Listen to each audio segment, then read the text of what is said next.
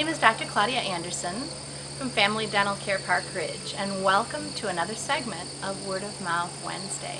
Today I want to briefly talk about missing teeth. Sometimes we're told by the dentist that we need to have a tooth or a couple of teeth removed, extracted.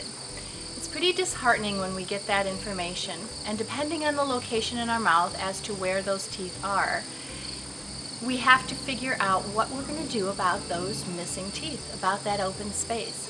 It seems pretty intuitive that if the tooth that needs to be extracted is in the front, we're probably going to be more proactive about making sure that that empty space is filled.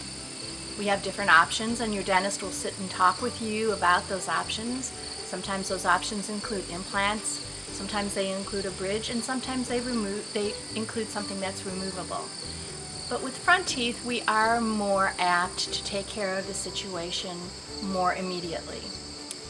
When we have teeth that are extracted in the back of our mouth, molars or premolars, oftentimes at first we're pretty motivated to get something done about it. But after we've gotten used to having the tooth extracted, we might find that we don't act on getting the replacement done quite as quickly. And what I want to share with you is that it's very important for you to talk with your dentist about the pros and cons of not having that tooth replaced in your mouth, no matter how it's to be replaced, by an implant, by a bridge, or by something removable. There are very important aspects for you to consider in determining whether or not you're going to get that space filled or not. Things that we don't really think about. If you've got an open space in your mouth, sometimes the teeth that are behind that open space start shifting, start moving forward.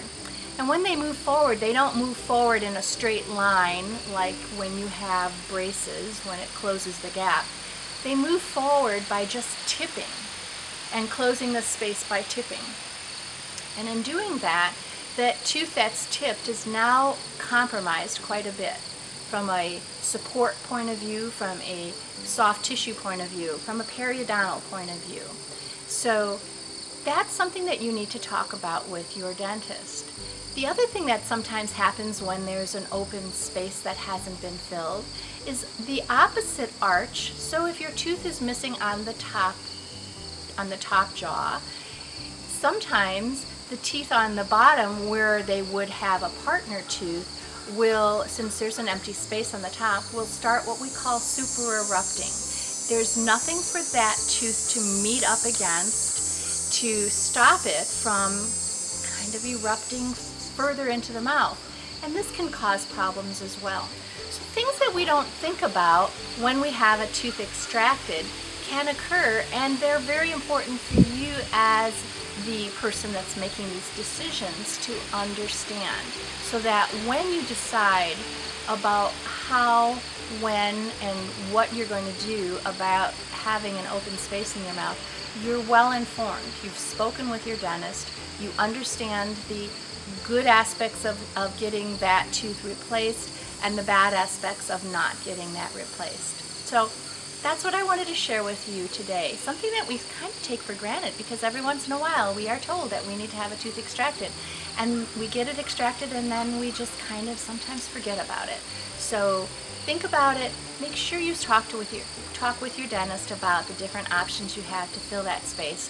And remember, you can always contact us if you have questions. I'm more than happy to answer your questions. You can email us at info@parkridgedds.com.